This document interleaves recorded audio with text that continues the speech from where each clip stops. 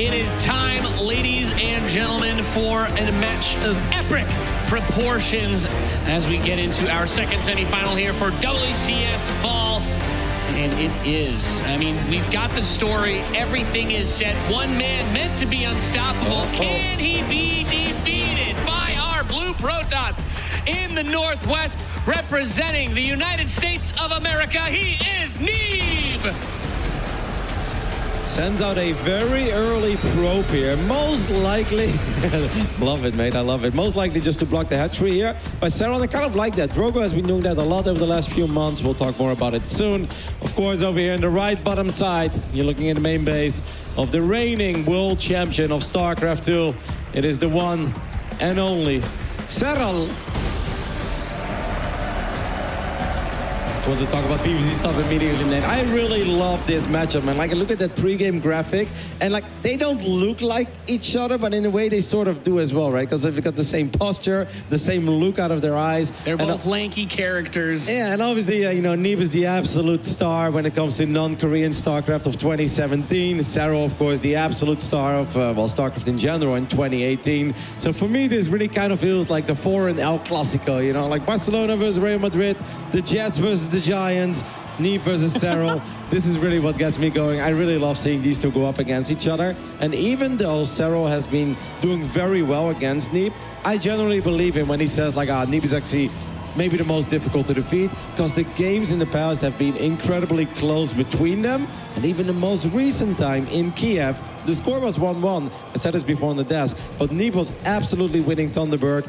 4 base Protoss against 3 base Zerg. He should have won that, and then it could have been a completely different tournament. So TLDR, Nate, I'm hyped. These two guys going up against each other is awesome. I couldn't agree more, Kev. I mean, Neeb, this whole tournament has just looked so sharp. And not to say that he doesn't normally look good, but the build up to this in Challenger, I've talked about it time and time again. He shows a little bit of weakness sometimes. You're like, okay, yeah, he still wins, but it wasn't as clean as it should have been for a player of his standard. No, that has not been the case lately. He has looked so good in form over the last 2 months, and it's had me really stoked going in, getting the 3-0s. He's had that the face of no mercy here in Montreal, and I think that he does stand up as possibly the best possible chance of keeping Serral out. When we looked at that bracket, I'm like, all right, I think a Neeb-Serral match, I'm already combining their names in my head, Kevin, would end up being the most gnarly one we could get. Now this is going to be interesting. There's no Robo yet. Oh no, this is actually a massive scout, because I think now he builds a Robo. But look at this happy little Zergling just taking a little tour in the main base. Sees the Twilight Council. For a second, I actually thought that Neeb maybe wanted to do some resonating glaives here. It's not standard, but since he also forced Serral to take his natural way further away than you would normally like to as a Zerg, I was like, I wouldn't actually hate it to see resonating glaives in a game 1 of a best of 5. That's certainly one of the Neeb specials, actually. One of his favorite 2 base pushes that we've seen quite a few times against Zerg. Neeb's PvZ has always been a point. I think that people would agree is pretty strong. We've got a lot of legendary games. We've made our jokes, of course, about the Fist of Neeb and all that, but I think it is worth mentioning that the play styles that Neeb's gone for, he's not one of those players who shied away from the Golden Armada, and if it comes to it, I'm interested to see how he can roll in the late game against Serral too. Especially now, right? Because we've seen it in the past, and obviously there was a point where we're like, holy moly, the Zerg late game is good. But I actually really believe that the most recent changes have a pretty serious impact. I agree. The infested Terrans are worse, carriers are a little bit better. I've noticed the difference myself in these fights. I'm suddenly like, hey, I still do have intercept as well. Before, I was always out of them. So I really think that like a good mixture of like maybe an Archon or 2 and then a couple Disruptors and a whole bunch of carriers with good upgrades absolutely has a good shot in defeating the Zerg late game right now. But we'll see how this plays out. I want to keep a close eye on what Serral's doing here as well, because we often talk about all these macro games and it's going to be great, and then he just Nidus in game 1 of the series. And this really feels like potential Nidus to me as well. Double Overseer here. He's already making a lot of roaches, firing up some extra queens. Don't trust him, Nick. Ooh, he's going to go for a Dropper Lord as the Dark Templar get warped in at the Prism. So, of course, you can always go for the gut check with the DTs, but Serral, not the player to really be vulnerable to that, didn't want to get the Spore, so it's going to be... This doesn't quite have the money to build the other 2 DTs. Actually doesn't have the supply. We need to wait for this pylon to finish before he can warp in more Dark Templar.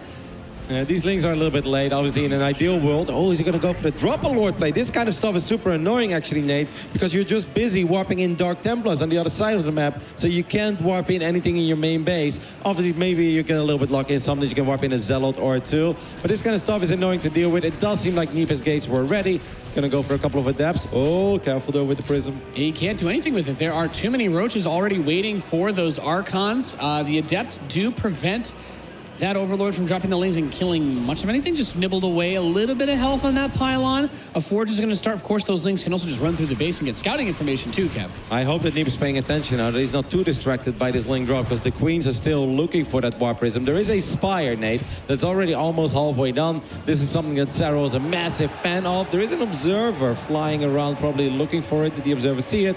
Yes, it did. Thank you for showing us, Mapo. So Neeb knows what he's up against. What do you do right now, Nate? Do you hit a timing before the mutas are out? That always seems so appealing, but then suddenly they show up with 27 Ravagers and Mass Roach. And you're like, okay, I shouldn't have moved out, shouldn't I? Yeah, it's one of the really tricky parts about Serral's play. Throughout Challenger this whole year, one of the big things we got to see were Protoss players that didn't respect the mutas. Serral will dial it up, and if you don't go for a Stargate response, now presumably, of course, he has to go mutas, but the Spire's about to finish. I think that is what we are going to see. Yeah. If you don't respect it, he will decide, oh, you know what? Oh, yeah, okay, I'll just keep building Mutalisks. We'll get up to that 30, 35 count, and suddenly this whole game is going to get real awkward for you because Archons are good, Kev, and Warp Prisms can do a bit of juggling with them, but they're not going to deal with a well-microed, flock of mutas that are trying to bounce between that main and that natural. So I'm interested to see whether Neeb responds with the Stargate and whether or not Serral doubles down on the Mutalisks when he finds out if there are Phoenix coming. I think Neeb is just going to try to win this game quickly, Nate. He's going to get a cannon or two. He's been getting a lot of gates, but not that many gases. I think he's probably just going to attack with maybe 2 Archons. And then if he feels like he truly needs it, a couple of Stalkers. But I would have liked to see him move out already if this was the plan, right? Like, can you really just sit back now forever? It's so hard to defend against Mutas if you don't have Blink Stalkers or those Phoenixes. No, that's not going to work. I mean, the only thing that Neeb really has that's good against this is the Warp Prism and the 2 Archons. Yeah, and I mean, Archon's really good against mutas, but they don't have range. That's one of the problems. Look at that Archon. Yep. He's a little bit too thick to reach those Mutalisks. Of course, the Prism can elevate them up, but suddenly your whole entire game plan just becomes controlling a Prism and 2 Archons. You're not really moving out. Look at it. Makes it harder to get those expansions as well. Yeah, he's going for it, though, and I think that's the right thing to do. I almost feel like it's a tiny bit late. Look at Serral as well. Serral immediately firing up all the Roaches, all the Ravagers, a couple of Lings on the way already. So Serral knows he's already been doing some decent damage here. He needs to survive, and if Serral does defend this push, well, then he's in a fantastic position here in game 1. I mean, this is a lot from me, but there are, what do we got? 4 Immortals and an Archon with some sentries here. There's a ton of Roaches. We got 26 Roaches, 5 Ravagers, and he's even getting the Lings in there too. Now, I think this bridge probably be the worst place in the world you could try to engage in a choke point with Roaches, so need to be careful. At the same time, of course, Serral wants to try to hold him back. These Stalkers, maybe trim the fat on the Mutalisks just a little bit. Blink is on the way, but it's a little ways away. There's a good scout here, though. Serral sees the additional gases being taken, so I think Serral knows right now that Neeb is not going to commit. But look at the production depth. Again, 23 Banelings speed. Serral's done this so many times. He shows up with a couple of mutas, he's annoying, and then he basically just attacks you as soon as he is maxed. And I think the only way you can truly hold this is with a lot of cannons and a lot of shield batteries and a little bit of juggling. Like, if you use the Warp Prism well, you save a couple of these Archons, it's going to be great. But Serral is maxed out, and his army is quite a bit bigger than the army of Neeb. He's got 20 more Banes coming in behind this. The Force Fields are going to go, but the Ravager Piles are going to break them open. The Banelings starting to come in, trying to get into the center mass to break the shields up of all these units. Immortal barriers being triggered. Immortals are starting to fall with the Archons. More Stalkers warped in without Blink. Not a whole lot of micro to be done, and the Banelings get right in the center, splashing all over absolutely everything, Kev. Now, the Roaches and Ravagers on their own are not going to be able to fight against this since 2 Immortals are still alive. There is still an Archon. The Mutas look for a little bit of poking damage on the side of this. 4th base, however, has been secured by Serral in the middle of this. You know what? Neeb didn't really lose too much of his economy there. Some powerful tech units, but not all of them. No, I'm actually very impressed with the way that Neeb handled that. I think Serral was a tiny bit indecisive with the Banes. In general, you don't want to use Banelings or Stalkers, and he's like, well, that's pretty much the only thing I can settle for, but it just took a little while. well. Neeb did a really good job in buying time and obviously utilizing the Prism. I personally think that Serral should have brought the Mudas with the fight, so you can just right-click on that War Prism, and it makes it a lot harder for Neeb to do some effective micro there. But yeah, excellent defense by Neeb. He's still down a tiny bit in supply, but his army is becoming way more powerful and impressive than the army of Serral. Yep. I definitely agree with you there. At the moment, just continuing to add Archons via the Dark Templar warp-ins, getting those Immortals.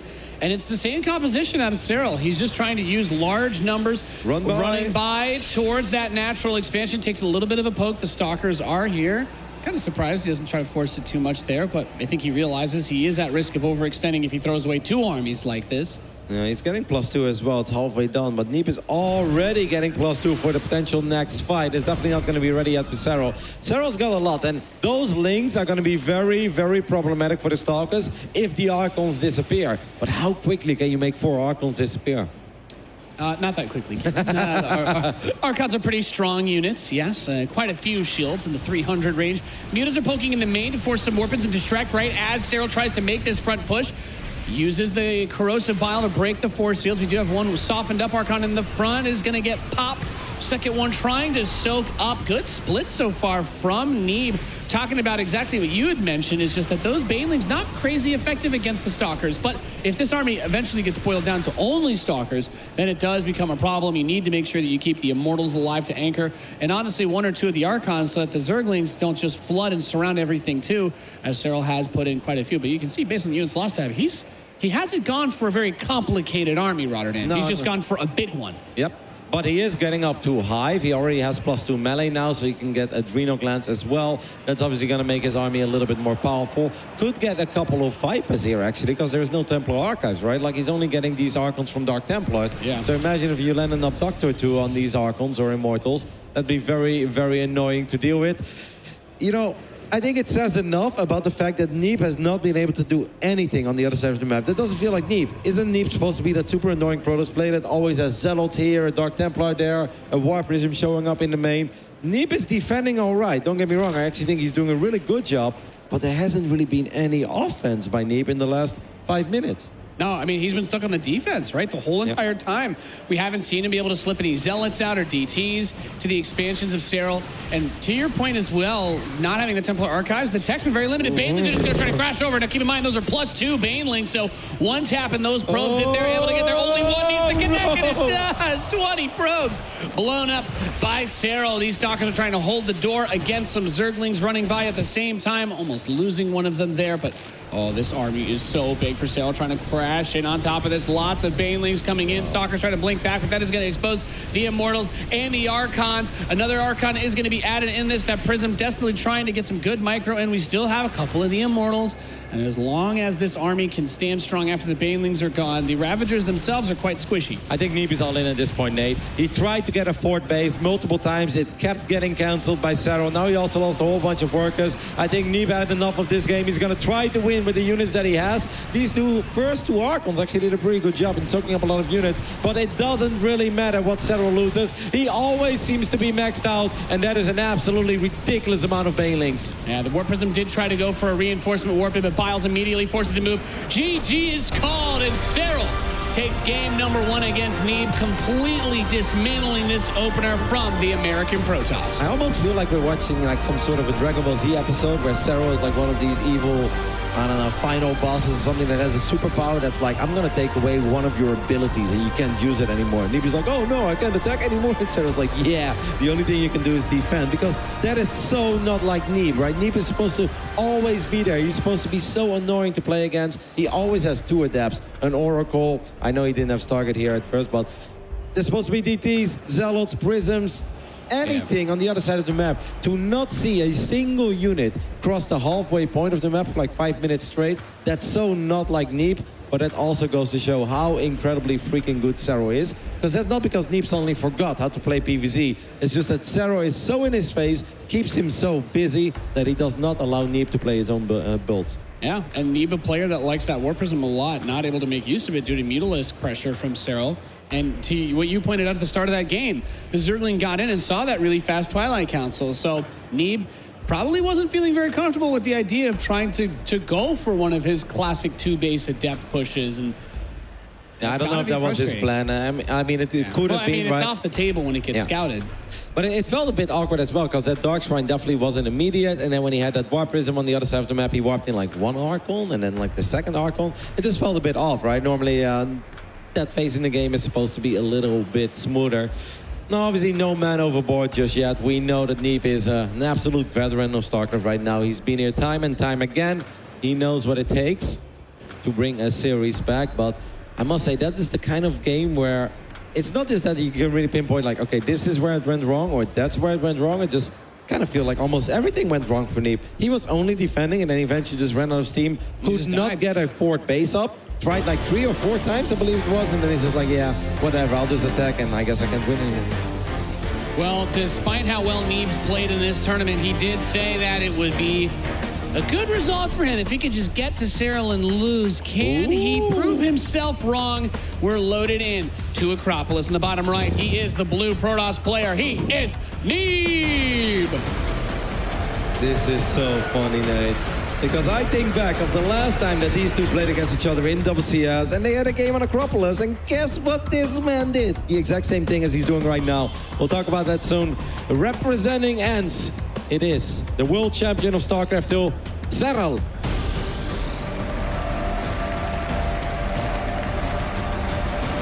Roly-poly, explodey, corrody, boys. That works. All right, no scout yet, by the way. Now, what I said, right? The last time they played Acropolis in WCS, the exact same thing happened. The only difference is that Serral was in the right bottom side and Neeb was in the left top side. And I really felt with how late Neeb saw it, Serral should have just won the game immediately. But he actually kind of made a mistake with his Zerglings. He sort of got surrounded, was forced to take a bad fight, was a bit indecisive. And in the end, the game was sort of even. I'm not going to say that Serral was behind or ahead, but I really feel like he should have just straight up won the game because Neeb did not scout. Right now, Neeb still hasn't scouted either. You might actually see it with the probe. No, he's going to bring it back. He's going to warp into 7x score first. So he doesn't start his Zealot yet. This is supposed to be really, really bad for Neeb. We'll see how he handles it. Now Serral sees the probe, so he can avoid it. Maybe. Oh my goodness. Yes, he does. Okay, well, at least Neeb is buying time for himself because now the Lings are forced to take a very awkward route. But if you lose that pylon, then you can't produce that Zealot or the Adept. Yeah, it all falls apart real quick. So here we go again. I like this. Serral learning from previous matches against the same opponent, and now he sees the Lings. They're going to come in straight for that pylon. Not even anything in production yet. So the Cybernetics Core finishes. You can start the Adept, but that pylon should die before the probes arrive. Yep, and now you just keep running, right? Like every time that the probes want to fight, you just run away. This is a really good fight so far, I think, for Serral. This is going much better than it went last time. Don't get surrounded again, though. He sort of gets a little bit surrounded. Now, this is a lot of lost mining time, but Neeb had more workers to begin with, but now 2 extra Lings show up, and this is not becoming a pleasant fight anymore at all for Neeb. No, absolutely not. That pylon does finish. So the Adept go for the pylon again. Back into work, and he'd rather just keep the Lings here fighting against the probes, of course. Zergling's that fun unit. They do a lot of damage, but they actually have less health than the workers, so if they can get surrounds on them and all attack at once, the probes can kind of fight back. But man, this is just so many losses already in terms of the mining time as well as the few probes that have been picked off, and Serral just doing some devastating damage at the start of game number 2. I feel like it could have even been worse, though. I really feel that Serral missed a minor opportunity there. Why didn't he have 2 or 3 Lings there in the front and just put hold position? Then he would have been able to get some constant damage off. Of course, I guess he was afraid he was getting surrounded, but I would have actually liked to see him return and go for the pylon again, because as long as Neeb cannot build his Adept, the probes will always have to come towards the Zerglings anyway, right? Like, what are you going to do? Ignore the fact that your gate is unpowered? Then you can never fight those Lings. So I actually think if he would have gone for the pylon again, that would have been better. I think it's a good start for Neeb, but it's, for Serral, but it's not as disastrous for Neeb as I thought it was going to be. All right, the Adept is going to shade into the main base. Neeb wants to know what's going on, takes one shot at a drone, and it turns into a Spore, going for 1 kill. He does kill a single drone. He don't really want to lose the Adept. Losing the Adept that quickly is actually a bit scary, because now once again Neeb will have 0 map presence. He will not know what's happening on the other side of the map. Obviously Neeb's builder has been thrown off as well. Wow, okay, well. That's a play. 4-minute third base after losing like 7 or 8 probes already against the 12 pool, and also not having any vision on the other side of the map.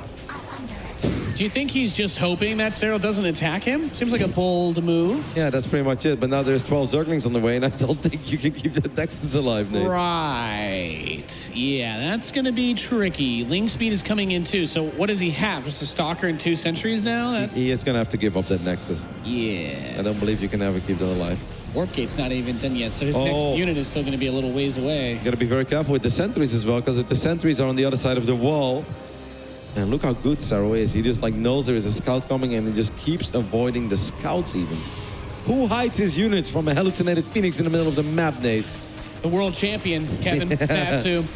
Just around on that Nexus from the Zerglings, and I mean, yeah, no. Neeb's not going to try to contest this. He falls back. His Warp Gate's done. He warps on the Stalker, but this is it. He's going to have to cancel it. Yep. Not sure he wants to make a play for that, and he won't. Even more Lings arrive, so it's a good thing he didn't try to take that fight, but he's just got Stalkers, which also feels a little bit weird. No, it absolutely does. I don't know what he's going to go for. Is he going to go to Blink Sentry or something? I don't know. Yeah. Is he going to channel his inner Lilba? Okay, resonating glaives. I guess he used the Stalkers maybe to make sure that an Overlord doesn't scout this, but now there is a Roach Warren on the way. Yeah, I don't know. Like, some people may look at this and be like, well, is it really that bad? Oh, that's actually not a good army to fight Zerglings at all. Nate. The recall, but doesn't get everything. He's going to lose 1 sentry, 2 sentries. How many units went down there? I feel like almost everything. Okay, now it's a disaster. It was bad. No cancel! Yeah, okay. Yeah, I'm not even mad, mate. Serral just, he dumpstered him, Kevin. That was an absolute slaughter by the world champion against our American Protoss Hope, and all of a sudden, you know, okay, I came into this really hype, but Serral's just like, I'm not here to play games. I have lost before. I did not like it. You know what it's turning into. You bring in the Dragon Ball Z reference. Serral is saying, "You're not the guy I even want to fight. I'm looking. Give me Rainer." It's like, can we move on? I do believe we're going to head over to a very quick break. Maybe Neeb needs a second to collect his thoughts. And after that, we'll be back with Game 3 between Neeb and Serral.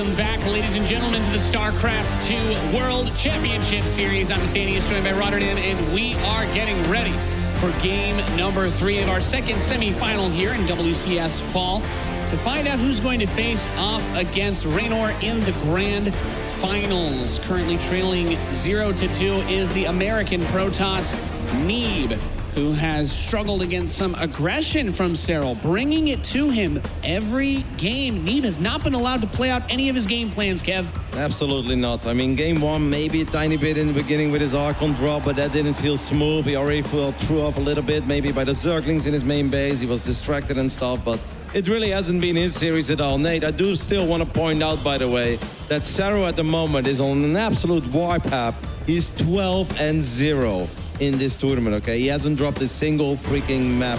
The best performance Serral's ever had when it came to winning a WCS circuit was going 17-3 in maps. He's done that twice. He won once winning the tournament with dropping 4 maps. So far, he's flawless, undefeated. I mean, it's ridiculous. I don't know that he'll be able to do that against the Italian Stallion, but let's find out if he can make it happen against this man in the Northwest. Needs 3 in a row to come back. He is Neeb. A very, very frustrating second game. No other way to put it. The 12 pull definitely put him behind, put him in an awkward spot. Then he rolled the dice and he got punished by this man who shows us that you can't cut any corners against him. If you want to beat him, you're going to have to outplay him. Representing ENS, hailing from Finland, it is Serral.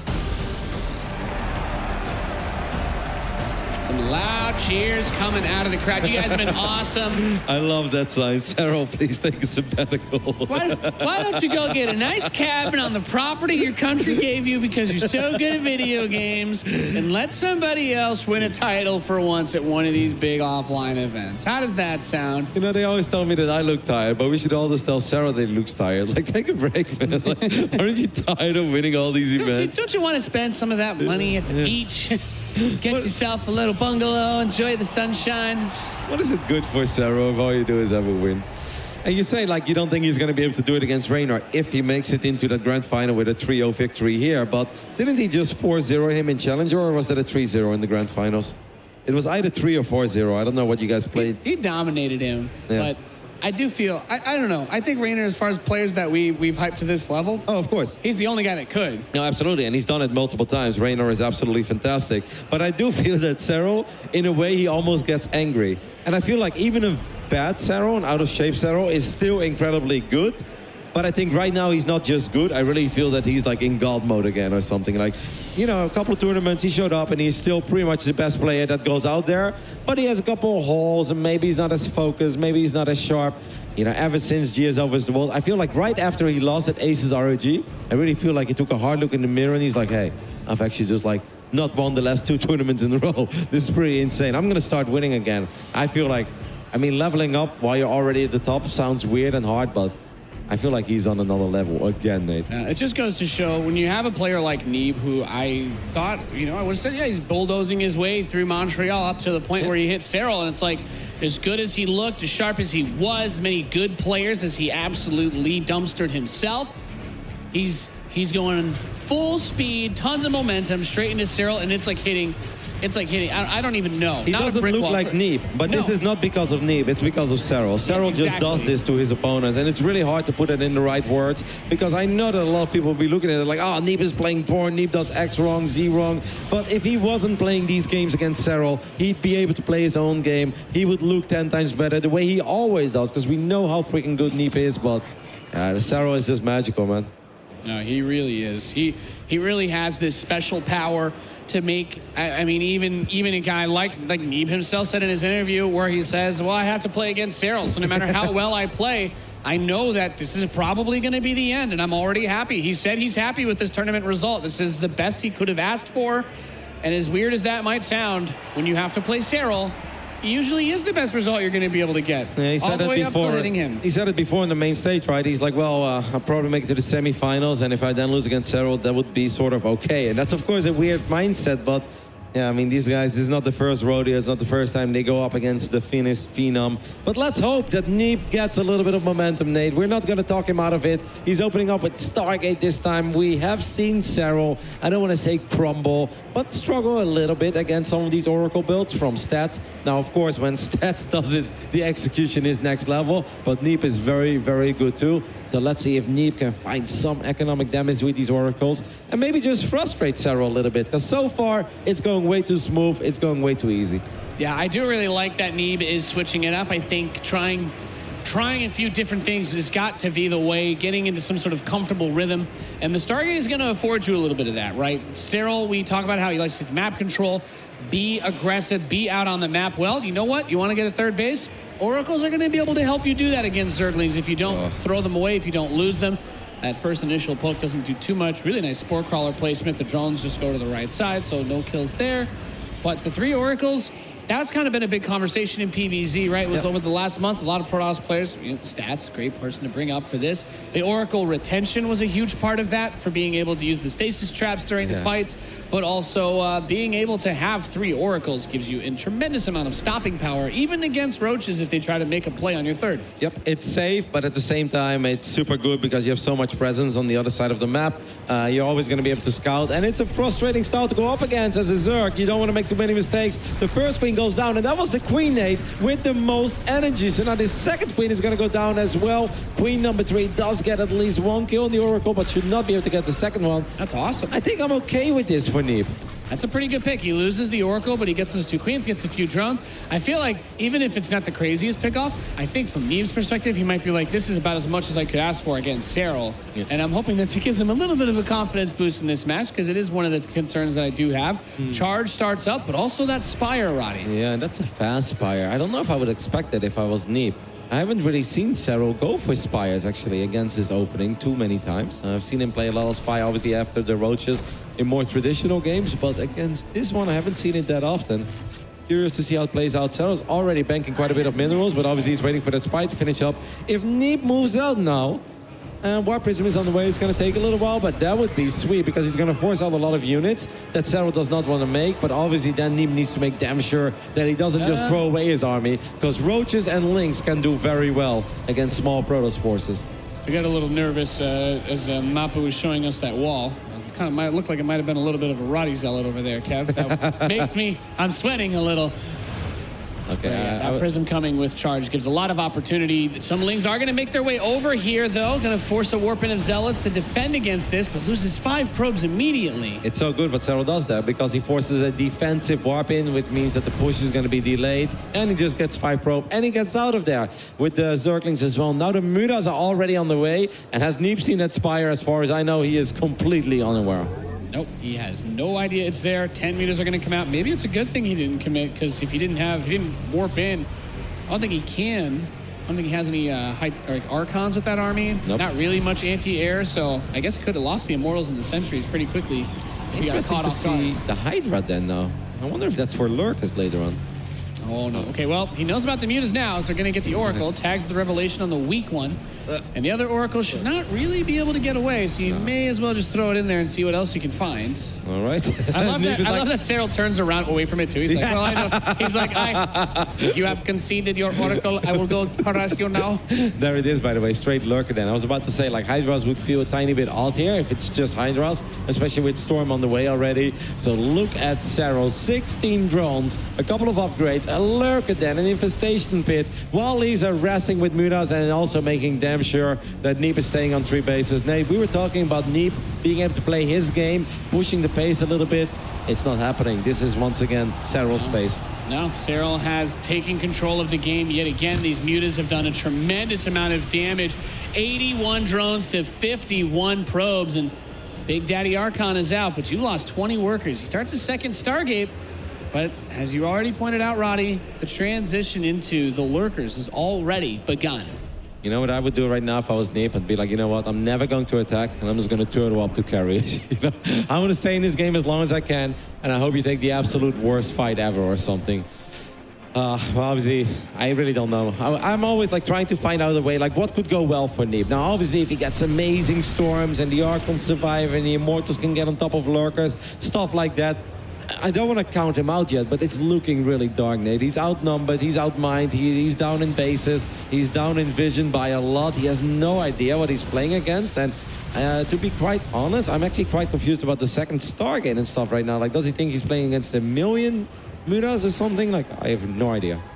Yeah, he hasn't recommitted to it. He did build, what was it, 10 to begin with, but yeah, I guess he wants to have it in his pocket. I mean, lurkers and hydras are coming onto the field with a ton of zerglings to support. Yep, at least there are a couple of Archons in the mix, and there is Storm. Now, as soon as there is +2, now there is a second Robo being added as well. Neeb is going to need a miraculous fight, guys. He's going to need maybe some good Force Fields, a great Guardian Shield, Storm, and some good Focus Fire, I think, with the Immortals as well. Otherwise, Nate, he's going to have a very, very tough time weathering the Storm here. Oh my goodness, it's all Drop Lords as well. Well, does he have Blink? Does he have Blink? Yes, he does. He doesn't see it. Okay, well, these Stalkers should be able to grab maybe 1 or 2 of the Overlords before they unload. If they can get the one that has the Lurkers in it. Okay, units are coming out. Does not immediately react to that. And goodness gracious, Roddy. 4 Lurkers burrow inside the main of Neeb. Those Stalkers are going to get blown to pieces. And I'm not entirely sure how he dislodges this. Going to warp in some Zealots, bring the rest of the army forward, but Serral, anticipating this, has an army outside of that 4th base, and he's just going to descend upon that real quick. And a free Archon there as well, so that is still no 4th base again. Neeb, not once in his entire best of 5 so far, has been able to mine off 4 bases. He's going to try to take a fight on the low ground here, and he does have a lot of Storms. He's got 2 Immortals in the mix as well, but I don't see an Observer here anymore, right? Did he lose the Observer? There's Overseers in the mix as well. There are 2 Observers out on the map. Not exactly sure. Okay, they're with the main army in the main base. That's useful, but this army is still pushing up against him. That Lurker and the Hydras doing plenty of work. The Immortals are nice, but there's not really anything here to support them, so they can't get up close to those Lurkers. And another one is going to be able to be picked off. As far as the Stalkers go, does get that. And Serral just retreats. But he's like, hey, I still got the Mutas. Don't forget about those. Also, we should keep in mind, he could also go for a drop again at any point. He has a ton of drop Overlords that are just chilling over there on the west side. I see 7 Corruptors now. I don't think we have a Great Aspire yet. I'd be very surprised if I mean... Oh, we do, actually. Well, all right, during all of that, Nate, he got a Great Aspire as well. Why the hell not? We do find an Archon. Like you said, we can always still see some drop plays. Neeb is just trying to get his 4 bases up and running. I mean, Neeb has a little bit of money in the bank. He actually had pretty good defense there, all things considered. That wasn't an easy situation to deal with. I still think he's in quite some trouble this game, but he's alive, Nate. He's breathing. Yeah, well, for how long, I guess, becomes the primary question of this game of StarCraft. As Serral comes in, he's going to poke away at some more of these Stalkers in the main base. He wants to force a reaction. He wants to force more Stalker warp-ins so that those Lurkers can continue to do tons of damage. The Broodlords are morphing. I mean, now we see double Immortal production while the Broodlords are out already. In general, whenever you go up against Broodlords, you want to get rid of the Immortals by then, right? Yep. We always see that as Protoss players splitting up their army, a couple of Immortals right-clicking on a base. Let's get a better army to fight those Broodlords. Neeb is just... He's not 1 step behind in general in these games. It feels like he's almost 3 steps behind, Nate. Serral's outclassing him today. I'm a massive Neeb fan, and I absolutely am convinced that Neeb has the skills to push Serral to the limit and also defeat him in the series. But today is not the day. Serral is looking unstoppable. This army, the giant hammer of Finland, coming down to crash upon Neeb. The Overlords are going to see that prism as they make their way over. The Muta, the last Muta, will poke against them. But here you go. A Protoss army with nary an anti-air unit against Broodlords at your 4th. Jonas Atala has not lost a single map yet in this entire tournament. He's 12-0 so far. And Nate, I think we are moments away from seeing Serral go 13-0 in this tournament. It is absolutely ridiculous what he is showing so far. I think he's angry, Nate. He's on a mission. And I don't see Neeb ever coming back in this game. No, he's so far behind. Lurkers underneath the Broodlords help cover the Zerglings in the main base that get dropped. The warp in his force there, but despite everything, even if he hasn't lost the army yet, he will lose the 4th, and it is just a matter of time as Serral has completely swallowed the bottom half of this map, taking more and more bases. Neeb starts a fleet beacon. Yeah, I feel like that's a bit mistimed as well, because he already had 2 Stargates, if I'm not mistaken, and then he made 2 more Stargates, and then he made the fleet beacon. Well, normally you go 1 Stargate, fleet beacon, 2 more Stargates, so you would have had 3 Tempests on the way already, and they could have been starting to work on those Broodlords. Look at the High Templars, by the way, they're very clumped up. That is scary against the Lurkers, but I'm just so worried, man. It really feels that Neeb's army is not capable of fighting the army of Serral. Serral's army has higher tech and better upgrades, Nate. Just everything coming up aces here for Serral. Look at it. He's a 90 larva, too. Whatever he needs to make, not only can he afford to make it, but he has the production to do so as well. Just trading out, looking for those opportunities to fight.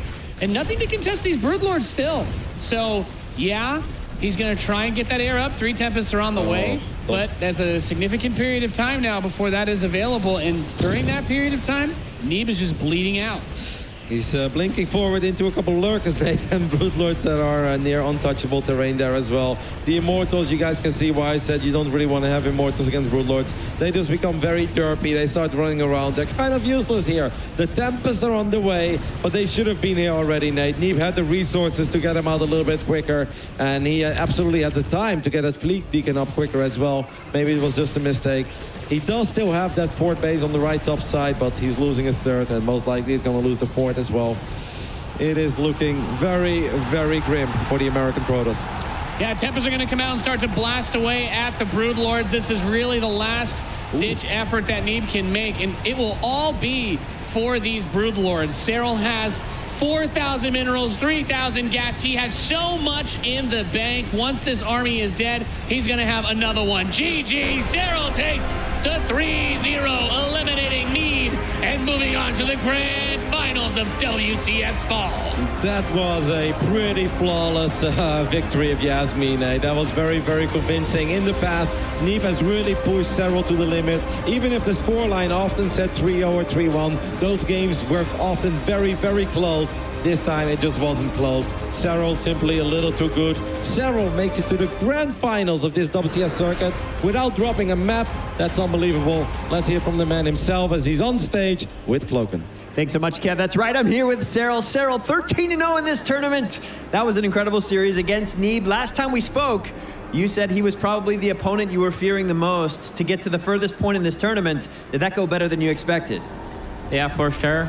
I mean, I'm actually pretty surprised how well it went. Obviously, the first game, I think the first game, for example, went super well. Like everything went like I planned. I got the scout. My response was pretty good. I think it would have probably already ended on the first attack, but I missed microed very badly. And the second game was just a build order win. And yeah, otherwise, I don't know. I just kind of things went my way this time. And when that happens in Starcraft, you can just win games. So. All right, well, last time you went to the grand finals on the WCS stage, you faced Raynor as well. He ended up taking the victory over you, 4-2. How are you going to change up your game plan facing him on a familiar stage today? I don't think I need to change my game plan out too much. I still threw a couple games last time, I remember, and obviously Raynor is going to be a very hard opponent, but CVC is it's my best matchup, I would say. I'm very confident in that one. So if I just manage to play my game, I really feel like I should be able to win the match. But yeah, last time didn't go so well, so we'll see how it goes this time. All right, well, just like Raynor, I want to give you a chance. What would you like to say to this crowd here in this audience, the live stream, who's watching, your friends, your supporting fans? Any words for them before we see you in the finals today? Yeah, we're having a CVC again, sadly, but I hope we can make some good games. We normally do with Raynor, and yeah, the crowd has just been awesome, and I hope it keeps going this way. All right, ladies and gentlemen, give it up for Serral. Good luck in the grand finals. We're back to you, Kalaris. So this is how StarCraft 2 democracy ends, with thunderous applause. Darth Serral is going to be the chancellor here of the StarCraft 2 Galactic Senate, and he is going to unite the universe under one empire. He's going to be marching on into the grand final, where he remains his last threat, his nemesis in Raynor, and it is going to be a best of 7. Serral and Raynor once again, Todd. Him losing 2 finals recently was him saying, I'm so weak. I'm so weak. Unlimited power. Oh my. That's what we're seeing here, exactly. That's him coming back with a revenge. 13-0. Like, when has that ever happened? It's incredible, like what we're seeing. No, well, maybe. I think that was actually Neeb losing that one map, but yeah, so that's never happened. I don't believe so. Unbelievable. He hasn't won yet, but yeah, 13-0 up to this point, going to the grand finals with a rematch of the last one. This is just... It's amazing. Like, Yeah. honestly, like, again, like, it's a ZVZ and, like, you know, not the most popular matchup out there, but between, like, just the story makes up for it I enjoyed the 10 times fold. sadly. But, you know, it's what it is. And again, ultimately, I personally, Jess, would have it no other way, considering the two looming shadows that have been stood across all of WCS this year. It really has been Serral and it really has been Reina. So it's great to see them once again in another grand final. Absolutely. And the same grand final that really jump-started Rainer's career, like it started this whole story, and it's happening again at the same city, WCS Fall at Montreal, man. Once again, these two. So it's actually a beautiful story to look at it. And I know everyone's like ZVZ, even Serral apologized for the ZVZ. But like, I'm going to go ahead and appeal and say that this is actually usually the best type of ZVZ, even if it's a 4-0. They always give us really great games, different types of games too. Please don't tune away just for the ZVZ. It's actually super amazing. I don't think that even is required. Let's be honest. These two transcend everything that is about. It is not about if it's a ZVZ or anything like that. It doesn't matter if it's a ZVT or a ZVP. I couldn't give a damn what race these guys play. Watching these two play off against one another is something of beauty when you see how far something like StarCraft 2 has gone to be able to show this kind of level. Right? You just got the promo for BlizzCon. You're like, that was great. I love Right? it. Yeah. No, very well said. Obviously, again, like, you know, mirror matchup, not always the most popular, but regardless of what race you play, like, you have to applaud the skill of these two. Absolutely. They've been playing incredible, and both of these guys now are absolutely at the top of the circuit. Yeah, it's fantastic. Let's check in with the bracket as well, because we can see exactly how these two have been able to move through the bracket yet again here. Back to back, the same final as Reina was able to defeat Special in the round of 4, and Serral was able to defeat Neeb. We are going to have this once again. It's a great moment here to be able to witness these guys go head to head in a best of 7, because one of the only people that has ever been able to stop Serral on a stage like this is Reina. Todd? And the only guy that ever stopped Raider was Serral. Yes. It's a match made in heaven. They can only lose to one another, apparently, pretty much, for the most part. So it's great, again, to see them face off in a rematch of the recent WCS circuit. Todd, actually, whilst all of that was going on, you were able to pick out something from game number 1 that I would like to show here. Yes, I would like to try and point out some of Serral's brilliance. And it's very hard to do just because he's so smart, and apparently he lives in the future. So we're at the point here where he just maxed out in game number 1, and he's on a Lair Tech army while going for Great Aspire. And he's got a ton of Banelings and Ravagers. So instead of just trying to reach those Broodlords, he wants to try and trade some of those units to extend his advantage. Whereas Neeb, he has a pretty scary army, but he's not maxed out yet. So this is like a big window for Serral to try and do damage. Yeah. There is a lot of Archons, but he's not maxed out because he was making Archons out of Dark Templars. So here's what Serral's going to do. He's going to posture on the left-hand side. And even though this gets spotted, he can still react however he wants to here once he sees what's there. While he does that, he knows that Neeb's going to be looking here. He knows that before Neeb even knows that himself. At the same time, he's going to go there and attack. Meanwhile, he keeps his army ready there. So he goes in there, sees that this is sealed off, immediately sends the Banelings towards that location. And right now, if you look at the supply, which I definitely was, You're doing that. 162 to 198. Neeb is not out of this game. Like, he's still very well in it. Like, he should be maxing out in a couple minutes. But Serral is going to say, actually, I know that you're going to be looking over there, so it's going to be harder for you to look there. The defense at first wasn't too bad, but then that last detonation, killing 20 probes, is really what sets Neeb so far back. 136 to 199. He kind of lost patience. He moved out. He didn't have Storm against this army, which you need. You really need Storm against this army so that you can kill a lot of Banelings before they can connect. And yeah, eventually we just saw Neeb move out. And I mean, even to 121 to 199 here, that kind of tells the story. It just didn't have enough anymore at this point. I mean, even in the final game, Jess, where Serral was dropping in the main base, then he had an army hitting the base that was being created, and there were mutas on the right-hand side as well. It sort of feels like in some of these situations, Serral has more than is physically possible when it comes to a 200-200 situation. I mean, yeah, that can be an accurate way to describe how Serral looks when he's playing. I think it has to do with just how much he's able to make the right decisions and sacrifice that army at the right time, so that every time you're like, oh, he lost the mutas, you look back and it's still a lot more. So it always seems like he's maxed out and always has the right choices, and as such, it's like, well, you're like 300 supply, right? Because you just always have stuff coming. No, he's actually at 200, but he's just working it really well. Yeah. He did have 203 at some point. Did he? Oh, yeah. Of course he did. All right, well, thank you very much, guys. It is now time for a break here for a WCS Fall, but you need to stay tuned because once again, 1 year ago, this final did occur. Serral was the victor, and not a few months ago in the WCS circuit, Reina was able to defeat Serral in a grand final on the WCS stage. It is going to be another grand final here between Reina and Serral, the two biggest and best in the WCS. Will go head to head. We'll see you in a few.